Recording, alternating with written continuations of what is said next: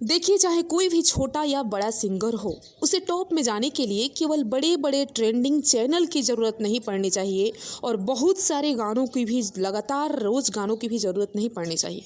क्योंकि आप में टैलेंट है, आपके गाने में दम है, तो भले ही आप कम गाने लाए, आप म्यूजिक लिस्ट में भले ही ट्रेंड ना करें, पर फिर भी आप टॉप में बने रहेंगे। तो ऐसा ही कारनामा कुछ कर दिखाया है इस बार पावर स्टार ने। यूट्यूब के म्यूजिक इंडिया के टॉप 5 चार्ट में इस बार भोजपुरी के 2 सुपरस्टार जलवा बिखेर रहे हैं।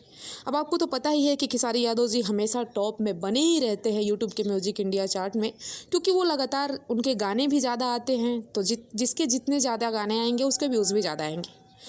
अब इस बार नंबर 3 पर खेसारी लाल यादव इस हफ्ते 193 मिलियन व्यूज़ के साथ और पवन सिंह भाई नंबर 4 पर 188 मिलियन व्यूज़ के साथ राज कर रहे हैं, यानी कि मात्र 5 मिलियन व्यूज़ का अंतर है।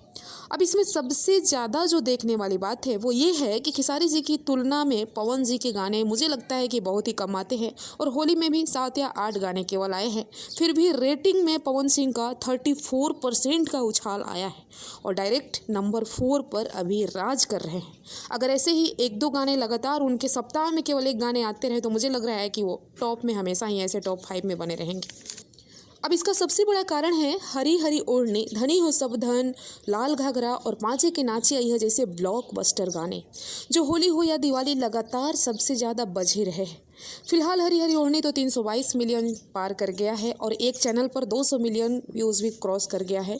वहीं पाँचे के नाचे अइहा एक क्रॉस यूट्यूब पर 111 मिलियन और धनी हो सब धन 55 मिलियन के करीब है। तो बस इसी चीज़ का ध्यान रखना है, हमें रोज़ गाने नहीं चाहिए, पर जो ही हो पवन सिंह के लायक हो, उनके लेवल का हो, फिर सुपरहिट होने से कोई भी नहीं रोक सकता। तो कैसा लगा आपको ये वीडियो? कमेंट जरूर करें, वीडियो को लाइक शेयर करें और मेरे भी चैनल को सब्सक्राइब करें। मिलते हैं नेक्स्ट वीडियो में।